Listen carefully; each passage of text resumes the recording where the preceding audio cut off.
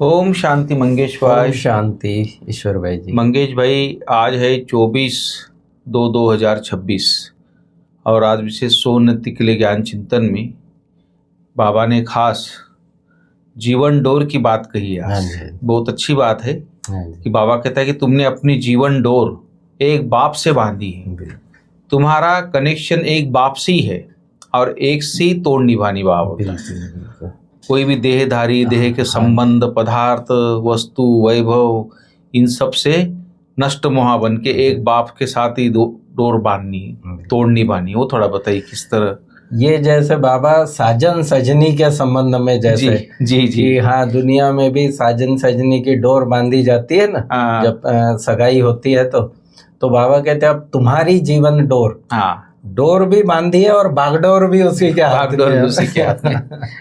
और कल कहा था बाबा ने, तुम पतंग हो, तुम्हारी डोर भी मेरे हाथ में है। मैं ही तुमको चढ़ाता हूँ। हाँ जी, हाँ जी।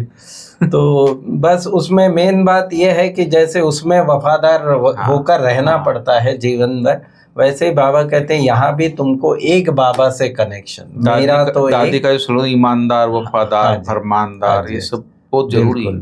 तो बस कनेक्शन एक से हो और एक से ही तोड़ निभानी, एक की श्रीमत पर ही चलना है। जी, बहुत अच्छा मंगेश भाई। ये इसी से आधार पे क्वेश्चन है कि संगम युग पर आत्मा अपनी डोर परमात्मा के साथ जोड़ती है, इसका रस्म अज्ञान काल में माना दुनिया में भी किस रीति से उसका चलती आई रस्म हो, वो थोड़ा बताइए। ये तुरंत ही ध्यान में आ जाता है ये कि दुनिया में जब शादी होती है जी, तो शादी के समय स्त्री का पल्लव पति के साथ बांधते हैं और फिर 7 फेरे होते हैं और उसमें प्रतिज्ञाएं होती है। तो बाबा कहते हैं स्त्री समझती है जीवन भर उनका ही साथी होकर रहना है, उनका आज्ञाकारी होकर चलना है, उनका वफादार हो। इवन पुराने इसमें तो ये था कि पति ही परमेश्वर है। बस वो जो कहे वही सत्य, बाकी दूसरी तरफ मतलब ध्यान ही नहीं देना है। तुमने तो अब अपना पल्लव बाप के साथ जोड़ा है। ये है हमारी बात कि मन बुद्धि का पल्लव जो है या जो हमारी मर्यादाएं है, हम उसमें परमात्मा के श्रीमत के अंदर चलने वाले हैं जी। तुम जानते हो हमारी परवरिश आधा कल्प के लिए बाप द्वारा होगी। सिर्फ एक जन्म की नहीं, पूरे आधा कल्प की वो फिक्स गारंटी। हालांकि बाबा कहते हैं 1/3 सुख होता है ड्रामा में, लेकिन ये 21 जन्म तो फिक्स ही फिक्स है। सतयुग, त्रेता और ये संगम का एक।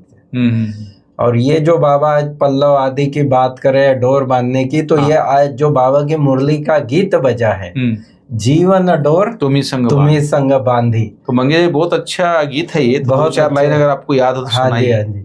तो जीवन डोर तुम्ही संग बांधी जी, क्या तोड़ेंगे इस बंधन को जग के तूफान आंधी रे। जी। कवि कहता है कि क्या तोड़ेंगे इस बंधन को जग के तूफान आंधी रे, यूं घुलमिल रहना जीवन में।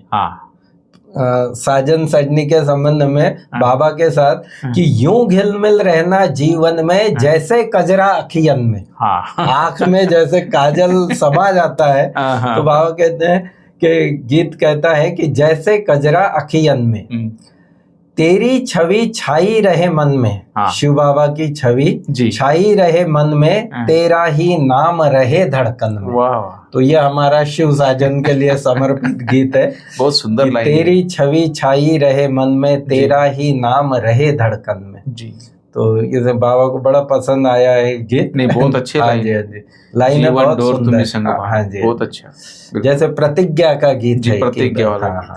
बिल्कुल।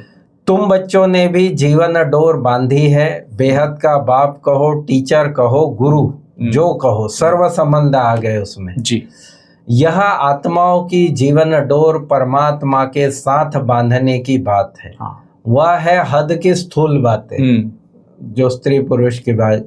बाबा कहते यहाँ है सूक्ष्म बातें कि यहाँ और सर्व संबंधों से और डोर बांधना मानना फिर उसकी जो श्रीमत है उसके लकीर के अंदर चलना। हाँ, तुम जानते हो हमने जीवन की डोर एक बाप से बांधी है, तुम्हारा कनेक्शन एक से ही है, एक से ही तोड़ निभाना है, क्योंकि उनसे हमको बहुत अच्छा सुख मिलता है।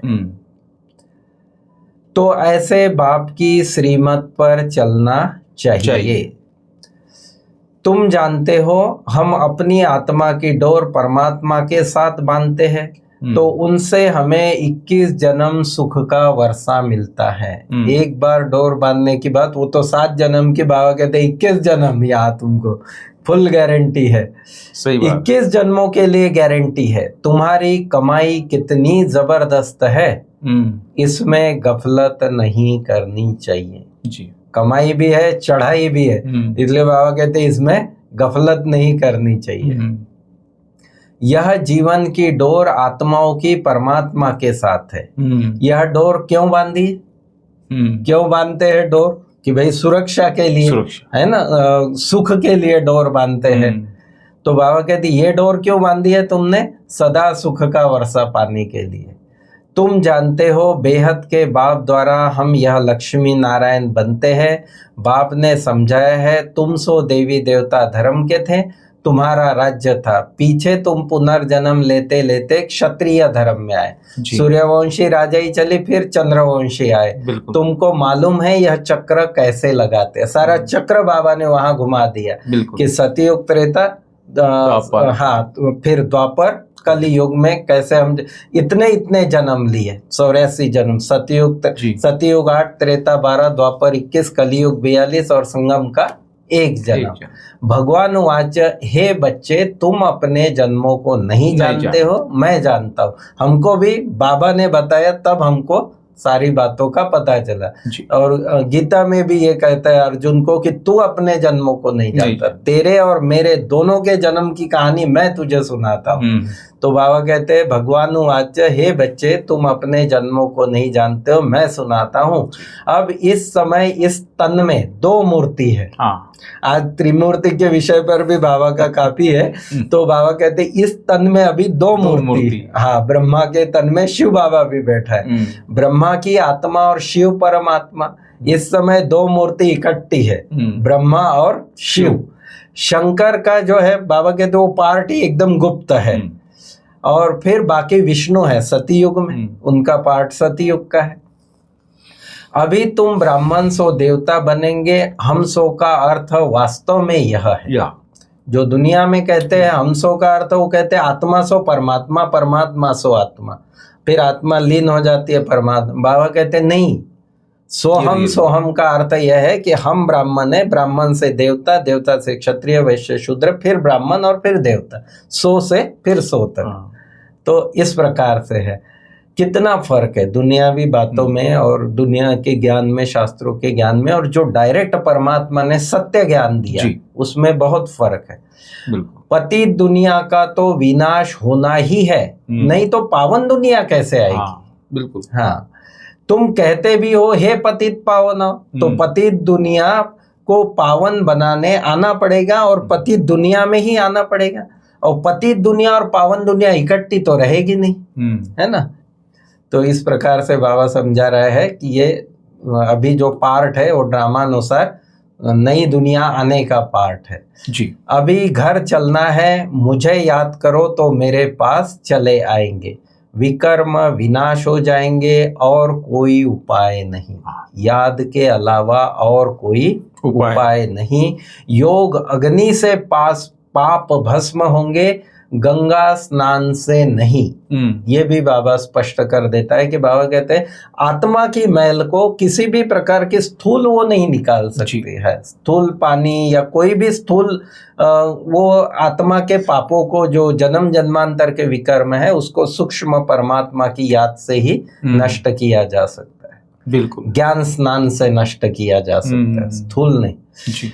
बाप कहते हैं माया ने तुमको फुल अर्थात मूर्ख बना दिया है। यहाँ 2 फुल शब्द यूज होते हैं। एक फुल ये अंग्रेजी वाला फुल है जो अप्रैल फुल, बाबा ने अप्रैल फुल को भी याद कर लिया कि अप्रैल फुल कहते हैं ना, तो फुल बनाते हैं कि मूर्ख बनाने। बाबा कहते हैं माया ने तुमको एकदम फुल अर्थात मूर्ख बना दिया है। अभी बाबा तुमको लक्ष्मी नारायण जैसा फूल बनाने आए हैं। वो फूल ये हिंदी वाला फूल और वो अंग्रेजी वाला फूल। ये फूल माना जैसे देवी देवता होते हैं सदा हर्षित खुशनुमा, तो बाबा कहते हैं ऐसा तुमको बनाने आया हूँ, फूल जैसा सुंदर बनाने आया जी। परंतु माया भी कम नहीं है। माया डोर बांधने नहीं देती, खींचातान होती है। माया बार बार वो डोर खोलने का प्रयास करती है। बाबा कहते तुम उसके गफलत में नहीं आना। फिर बाबा कहते हैं बाप जानते हैं आधा कल्प भक्ति करके तुम बहुत थक गए हो। क्योंकि सारा द्वापर युग का से लेकर सारा चार्ट हमारा बाबा के पास है। हर मिनट का, हर सेकंड का, हर जन्म में हमने क्या क्या भक्ति की, क्या क्या किया, कितने तीर्थ यात्राएं, कितने व्रत नियम उपवास किए बाबा के लिए, क्या क्या नहीं किया होगा। तो बाबा कहते अभी तुम थक गए हो। तो मीठे बच्चे अब तुम्हारी सब थकान दूर करने मैं आया हूँ। अब भक्ति पूरी होती है और अभी ज्ञान आपको मिल गया है। फिर बाबा कहते हैं पारलौकिक बाप है मोस्ट सिंपल जी, कोई ठाट बाट नहीं। कहते हैं मैं पति दुनिया पति शरीर में बच्चों की सेवा के लिए आया हूँ। तुमने बुलाया ही है, हे अविनाशी सर्जन आओ, आकर हमें इंजेक्शन लगाओ।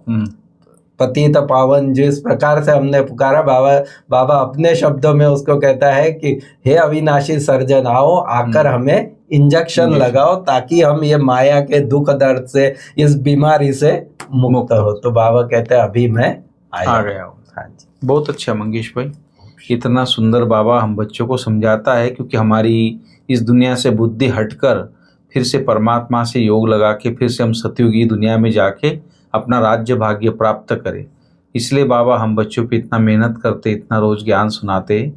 इसलिए बाबा सारा बुद्धि का ही खेल है। इसलिए बाबा था कि अपनी बुद्धि की रूहानी जो डोर है एक बाप के साथ ही बांधनी है और एक की श्रीमत पर चलना है, ये मुख्य बातें हैं। और बाबा था कि हम मोस्ट स्वीटेस्ट झाड़ का कलम लगा रहे हैं अभी, इसीलिए पहले स्वयं को बहुत बहुत स्वीट बनाना है। स्वीटेस्ट दुनिया में जाना है तो पहले स्वीट बनाना है, स्वयं को मीठा बनाना है। और याद की यात्रा में तत्पर रहे विकर्मों को विनाश करना है। ये मुख्य बातें मंगेश भाई आज थी। और आज वरदान भी बहुत सुंदर है कि मनन शक्ति द्वारा हर पॉइंट के अनुभवी बनने वाले सदा शक्तिशाली माया प्रूफ विघ्न प्रूफ हो। बराबर है। तो बाबा ये मनन शक्ति जो है ना वही आपको शक्तिशाली बनाएगी। और बाबा ने इतना सिंपल रीति, जैसे शरीर का उदाहरण देके बाबा ने समझाया, स्थूल उदाहरण, जैसे शरीर की शक्ति के लिए पाचन शक्ति व हजम करने की शक्ति आवश्यक है। हमने भोजन किया लेकिन उसकी शक्ति तभी बनेगी जब वो प्रॉपरली हजम होगा जी, है ना। पाचन शक्ति बराबर होगी तभी ब्लड बनेगा उसका जी। ऐसे आत्मा को शक्तिशाली बनाने के लिए मनन शक्ति चाहिए।